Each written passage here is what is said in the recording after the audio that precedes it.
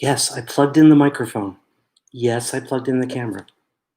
Okay, you're a guinea pig without opposable thumbs. If you'd like to do a better job. Yeah, that's what I thought. Hello, everybody. Hello out there, all Untreaters. It's Jay Hartman, Editor-in-Chief, Untreed Reads Publishing. That's Gizmo, our marketing director, all-around Spokespig, member of the Untreed Reads family. Hope you all are doing well out there. Oh, look at that. Hey, if we get high enough there, I got spots in my eyes. Thanks so much, everybody, for coming on out to Untreed Reads Live. It is a brand new show for us, one of several that are going to be coming your way here for the rest of 2020 and going into 2021. 2021 will bring one called the Untreed Reads Show that will be sort of pre-recorded beforehand, but Untreed Reads Live will probably be a regular Sunday feature coming to you, telling you all about what's going on with Untreed Reads and answering all of your questions about publishing and what's going on in the world. What are you looking at? You're going to be very distracting, aren't you? Never work with children or live animals, they said. Didn't work for W.C. Fields, doesn't work for me either. So let's jump into a little bit of what's going on now with Untreed Reads. One big thing that we're happy to announce is that customized inscriptions are now available to be ordered from our website with any paperback or hardcover order. We've actually baked the functionality right into the store. So at store.untreedreads.com, you'll be able to go ahead and place an order for a paperback, choose to have something special inscribed on it, and we'll create a custom version for you that gets shipped out to whoever you'd like. No limit on the number of copies, no limit on the size of the inscription. Got a nice little field there to play with to put in whatever you'd like. Small, negligible cost, but hey, perfect gift for anybody on your list. Right now, we're looking at about a 2-week lead time on prep for paperbacks, a little closer to 3 to 4 weeks on hardcovers. Sort of the nature of the beast right now with COVID going on. Printing facilities are running at about half speed. So a little trickier to get stuff out to folks, but paperbacks, fortunately from Ingram, they are moving pretty quickly now in clearing all of our orders. So that's a great thing. Gizmo is particularly a big fan of the customized copies. And, you know, great example of it, we recently had a hospital that went ahead and ordered 100 copies of our amazing worldwide bestseller, Beyond the Blues, that deals with postpartum depression. But they want to give those as gifts to their patients and to their clients. And so they've put a little inscription in the first page there, dedicating it from their organization. So really, really nice extra touch you can do. So it's not just the same old paperback or hardcover. And that's not something you're going to get on those A-word sites. You know which ones I mean, those retailers we don't like to talk about. Also coming up this month, big release, big, the one that I'm so excited for. It is our 6th installment of The Killer Wore Cranberry. This is a humorous mystery series based around Thanksgiving foods. You will probably see the name Lisa Wagner in the chat today. That is my amazing sister who has created recipes to go along with all of the stories in this 6th edition. We've also got stories from Herschel Cozine, Carrie Wainwright, Joseph Walker, Steve Schrott, Leslie Deal, who holds the record for having been in every single installment of Killer Wore Cranberry. Trey Dowell is going to be in it as well. We've also got Bobby Chukrin, Bert Paul, Steve Lisco, CC Guthrie, JB Toner, Katina Williams. Just an absolutely monster lineup of incredible talent with some really funny, really great Thanksgiving mystery stories. When better to kill somebody than at the holidays? And, you know, let's face it, pretty much everybody's wanting to kill somebody at the holidays. You know, we've all got that somebody on that list. That's got a street date of September 22nd for the ebook. The paperback is already available to be ordered either through our website or your favorite retailer. Due to the length of time for fulfillment, we want to get those out there quickly so that people would have a chance to have them. So, yep, paperback available today, ebook coming out on the 22nd. Also coming out on September 22nd will be the next Joan Wolfe Regency romance novel. It's another reprint from us. It's Golden Girl. That's ahead of your big release from Joan Wolfe this year. Joan puts out a new novel every year. We're very excited. She's got one coming out October 6th called The Portrait. It's her first new release this year. It's also the first new release from her under the Untreed Reads umbrella. So we're very, very excited. That one's available for pre-order as well, pretty much everywhere. Your favorite retailer, head on out there, grab a copy, available in paperback, ebook. We also have got it in audiobook, and that should be coming out very, very shortly. And it's also currently being translated into Spanish. So we'll have a Spanish edition hopefully very, very soon. Speaking of Spanish translations, we're very, very excited to announce that in the past, costs being what they are, and us being a small pub, it wasn't really possible for us to attend the Frankfurt Book Festival. This year, since Frankfurt's gone digital, we were awarded one of the slots to be able to participate in Frankfurt digitally. This also means we're going to be able to make almost our entire catalog available for foreign language right sales. We're very excited about this. This is a huge opportunity for Untreed Reads to really be able to get our books out there into even wider audiences. We've wanted to do translation for a long time, especially Spanish, German, French, which are the top 3 languages worldwide in ebook. Ultimately, we're still an ebook publisher. We're happy to do print on certain titles, but for us, ebook is still the core of what we do. And so the ability to bring our titles out in those translated languages where they're really high demand around the world, it's really going to be a very, very big deal. And we're not holding back. So any titles in our catalog are fair game. We want all of our authors to have as much visibility and as much availability as possible throughout the world. So we're gearing up for that. Somewhere in the chat also is my cohort in crime, my business partner, woman I couldn't do anything without. Do say hi to Katie Sullivan if you see her in the chat. She is the other half of Untreed Reads. She doesn't get as much screen time as I do, but she certainly deserves a ton of praise for everything that she handles. So in addition to that, we've also got another Christmas novella collection coming out from Edith Layton. That'll be coming out on October 6th. Ties in with Joan Wolfe and her release, The Portrait. Also really excited to welcome back Sandy Murphy. Sandy and I go back many, many, many years. She has been with Untreed Reads in different capacities now for almost as long as we've been around. Her and her writing group in St. Louis, WUTA, Writers Under the Arch, are an amazing, amazing, talented group of people. I love them all to death. We've published a slew of them. And Sandy has brought us a new anthology that will be coming up. There's going to be more details to come for that, but it's all music inspired by songs of the 60s. So we'll have more release information on that in our next video. So something to sit on pins and needles waiting for more information. Leslie asked, what determines whether we go to print with a title? Kind of depends sort of on the marketability of it. If we determine that it fits kind of an audience for print, it's a lot easier for print on demand where there isn't as much investment up front. But I will tell you that in 2021, you will see a Kickstarter campaign coming from us. We're hoping to achieve quite a few different goals with that Kickstarter campaign. The primary one being releasing a lot, and I do mean a lot, of our backlist into print.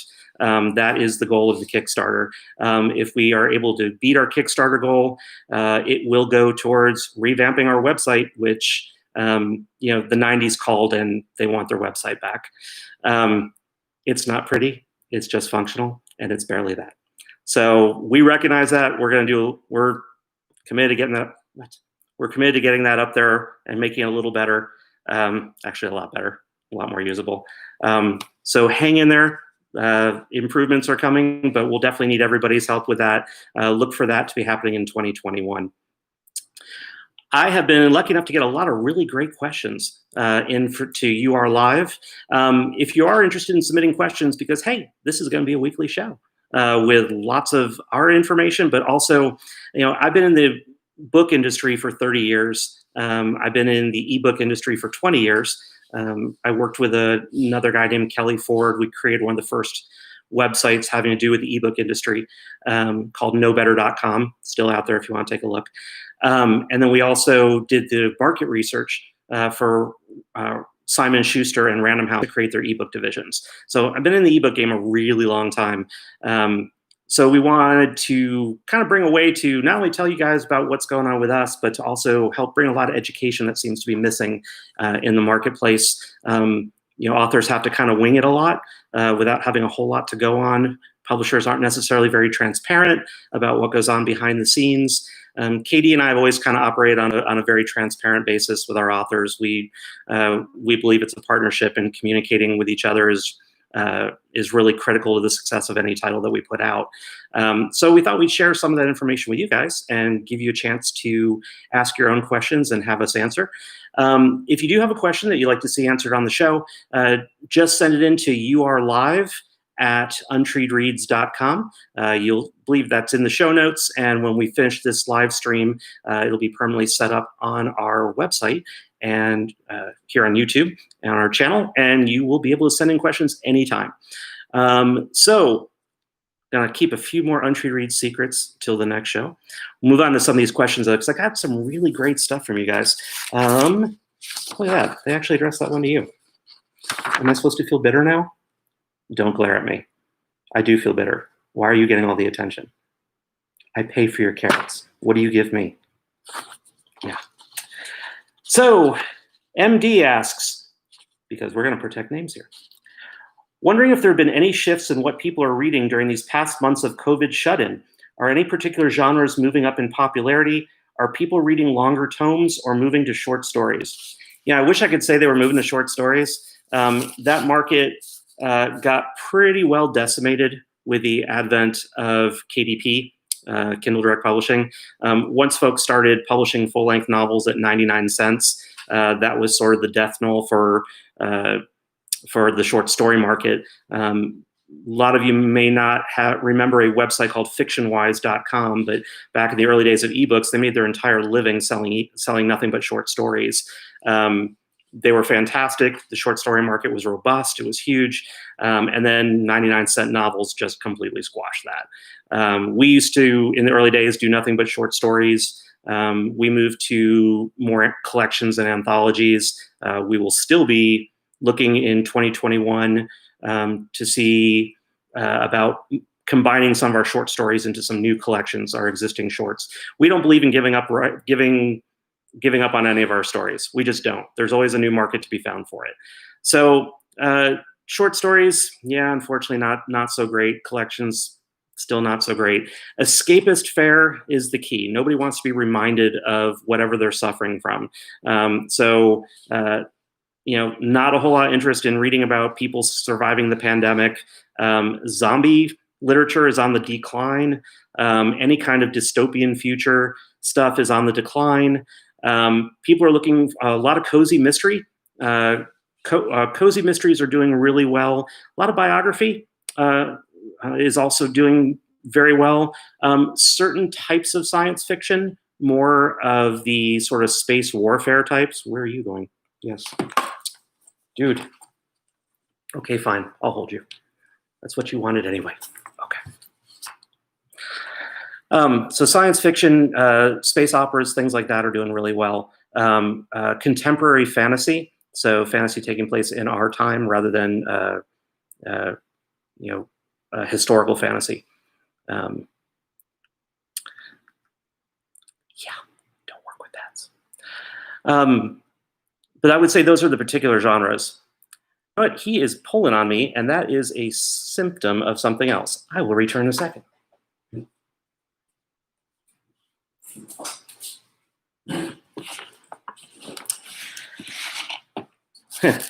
Gizmo needed to be more than hugged. Gizmo needed a potty break. And before that ends up on me, better that he's back getting us home and doing that. All right. Moving along. MR asks, do you know if historical mysteries are selling well these days? I've heard completely opposing views on this. Are there particularly popular time periods? The answer is yes, historical mysteries are on the decline. And there's actually a fairly good reason for that. So historical mysteries have typically appealed to a slightly older demographic, which has continuously shifted as time has gone on. So historical mysteries, if we're talking about the mid to late 90s, were extremely popular in that roughly age 25 to 40 age group. But as that age has shifted, that means younger readers really aren't getting into the historical mysteries as much. We're seeing that historical mystery is traditionally now appealing more to, we're looking at 40 and up. So yeah, unfortunately, historical mysteries just don't seem to have the same appeal that that they once did. Cozy mysteries continued to be the big seller. Culinary mysteries never seem to go out, but everybody likes the amateur sleuth, and the amateur sleuth is still dominant in the mystery market. Whether it's your bookstore owner, your bakery shop owner. It's always that woman, and typically women. We've not seen a lot of male protagonists in the cozy mystery field. It is a very, very female dominated field at the moment in terms of both writers and lead characters, which is great. I wish it was a little more diverse. We're not seeing much in the way of LGBT, Latino, African American in the cozy space. It's still very, very underrepresented. You're seeing a lot of white women, a lot of Karens going out there and doing their thing and getting their mystery on. So I would say if we could see a little bit more diversity, actually a lot more diversity, there's certainly room in the market for that. Also, I think you might have success with a historical mystery if you try a different tact. So bring in something unusual, something that's not really been done before. That would be the key to having a successful historical mystery. But unfortunately, as of right now, still not great for the market. MR also asked me, what kind of query letter appears to you? What would you say are the must-haves in a query and or synopsis? Oh, I get really bad query letters. Can I just tell you that? Can I just be honest about that? I get horrible letters that I don't even want to see the manuscript afterwards because they were so poorly written. First of all, don't tell me everything. I have people who just completely outline the entire book from start to finish and give away the ending. I want to be just as excited about reading the material as the person who wrote it or the person who's submitting it for consideration. So give me the same elevator pitch that you would be giving. You have just a few minutes to get the entire story across in the least amount of sentences and the least amount of description. How are you going to do that? And that's really what I'm looking for. Catch my interest. Don't tell me the whole thing. And save surprises. The other thing is know your market.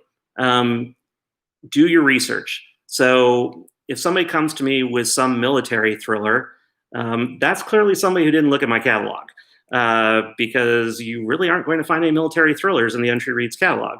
Why? Because it doesn't really appeal to me. It may appeal to other readers, but it's not a good fit for our house. So do your research, because otherwise you're sending out a query letter like that is just sort of throwing everything, all the spaghetti at the wall and seeing what sticks. Know your market, know who you're submitting to, know whether or not it's really and truly a good fit for your house that you're submitting to. I'm also not above responding to people and saying, hey, look, this isn't a good fit for us, but I happen to know this other publisher that you might want to submit to because it's a better fit for them. Along those lines, Stuart Berman just asked, are true stories still popular for querying? I'm getting a lot of queries about true crime, biographies. Again, for me, it holds my interest. It's something I'd be interested in. Katie, in particular, really likes nonfiction. Would really like to see us expand out more of the nonfiction that we do. We've been fairly limited the nonfiction that we've done, but nonfiction is a great category if you've got the right material. So I would say, when sending out a letter, make sure it matches the house you're submitting to. Do your research. Don't give away the whole story. Those are kind of key elements there. All right. S asks, how do publishers feel about writers getting published by someone else? Is it like breaking up, cheating on your significant publisher? Do the big publishers' agents have a clause saying they have dibs on whatever else the writer writes? So one thing I've always said about the publishing industry, it's 25% inspiration, 25% dedication, 50% prostitution. Authors have it's a slutty business. I mean, let's just face it. Not so much in the print side. If you're looking at the print side of things, with the major 5 publishers, they still treat it like the old Hollywood movie system, where it's like, oh, we've signed you to a 10-year contract, and you're not going to be allowed to go anywhere else, and you can't have your books through anybody else. Small publishers, everybody sleeps around. It's just kind of the way it works. It comes with the territory. But the great thing is, in the small press side of things, small presses tend to get along really well with each other. We're all kind of in the same boat. We're all trying to accomplish the same goal.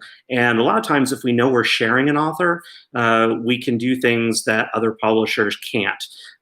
We've had a couple occasions where we have featured excerpts in the backs of our books from publishers that are publishing our same author. But it's an excerpt that's not from our book, but it's from their book, and then they return the favor. We like those kind of partnerships. It's a win-win for everybody. It's discoverability. It helps enhance the author's visibility with a reading audience. So that's huge. So yeah, I would say for the most part, nobody gets bent out of shape in the small press side of things if writers are right. And keep in mind too, it goes back to knowing your house. So I don't do science fiction much here at Untreed Reads. So if I've got an author who writes a really great mystery or Regency romance, which tends to be our top 2 categories, and then writes a science fiction novel that isn't a great fit for us, hey, I have no problem with them taking that sci-fi novel somewhere where it's going to get sold. I want my authors to be successful, and it's not up to me to police what they write. It's my job as an editor to make sure that what I am releasing for them is the best possible work, but it's also to support them if they have works through other publishers, to make sure that everybody's kind of coming together. It's a brand. You're not just an author, you are a brand, you're a business. Unless, of course, you're somebody who's on Amazon and giving away all your books for free, and then you are not a business. But we are in the business, and so that's what we do.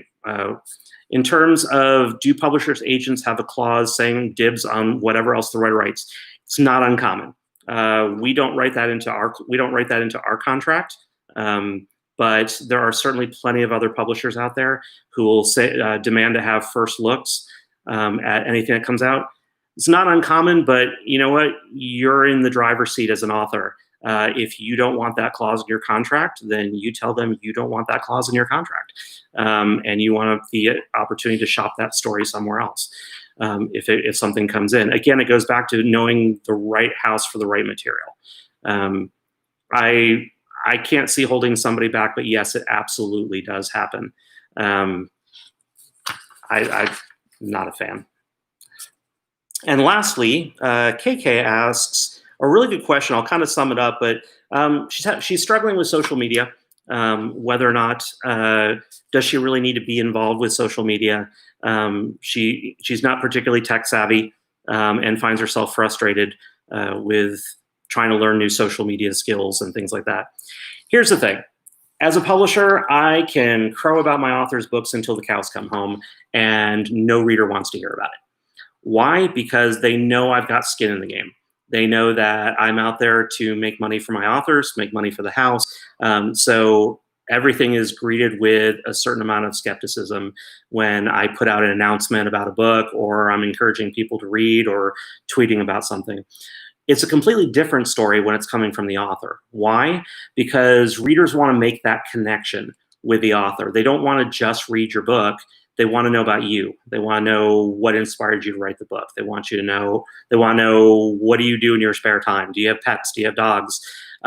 What happens is people get into this mode where it's this constant hitting readers over the head with talking about the book, and it's just not what readers want. They're like, we get it. You have a book out. Thanks. Got anything else to bring to the table for us?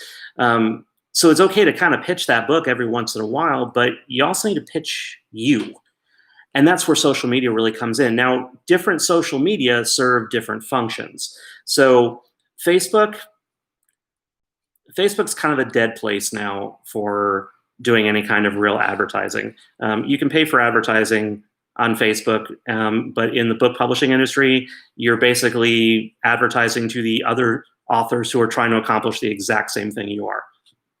The one thing Facebook does have going for it are groups where you can get together and discuss with other authors strategies, potential marketing options, possibly teaming up and doing things. So it's a good way to connect with other authors to see what they're doing, but not necessarily a great place to actually sell. Twitter, we've actually had better engagement on Twitter than we have on Facebook. And Twitter is great because it goes back to my earlier rule that you shouldn't just be talking about the books that you have for sale. You should be engaging in other things too. So commenting on events that are happening in your area, commenting on topics, and then finding ways to tie your books into that is a great way. For example, the Emmy winners were announced, and Saturday Night Live won the 2020 for Best Variety Sketch Show. We have one of the longest published books on Saturday Night Live called Saturday Night, a Backstage Guide to Saturday Night Live. When the Emmy Awards were announced, I went ahead and tweeted a congratulations to the cast and crew. I tagged NBC in it, and just provided a short link with an image to the book. So wasn't there to hawk the book. Was there to congratulate SNL, but was able to tie the book in at the same time. So Twitter's about finding those clever ways of being able to engage others in conversation while not making it seem like you're hitting them over the head with the book. It's finding clever ways of tying your stuff in. So I do feel Twitter's pretty essential. It's very accessible. Instagram, that's the place to sell. Especially in the book industry, because Instagram is so photo driven, and let's face it, covers still sell. Have a bad cover, not going to sell the book. People definitely judge a book by its cover. But with all the tagging that's available to you on Instagram, you have a chance of reaching a really, really broad audience on a book if you're tagging correctly. So Instagram is one of those places where you don't have to post often about your book, but setting up a series of posts on Instagram with links is always a great thing. So again, not a fan of Facebook. I think Facebook is just not, it's definitely devolved. And it's also about your market. So Facebook now is where the age 40 and up go. Twitter is roughly age 30 to 50. Instagram is your younger crowd. You're looking at teen to about 25, 30. Pinterest used to be, I wouldn't worry about Pinterest.